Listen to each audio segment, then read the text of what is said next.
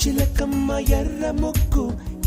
ముక్కులే పిల్లవాకు పూవె పూసిన ఎర్ర రోజా పూత గులాబీ పసిపాదం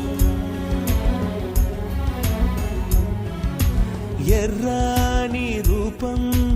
ఉడికే కోపం ఎర్రాని రూపం ఉడికే కోపం సంధ్యావర్ణ మంత్రాలు వింటే ఎర్రని పంట పాదమంటే కాంచనాల జిలుగు పచ్చ కొండ బంతి గోరంత పచ్చ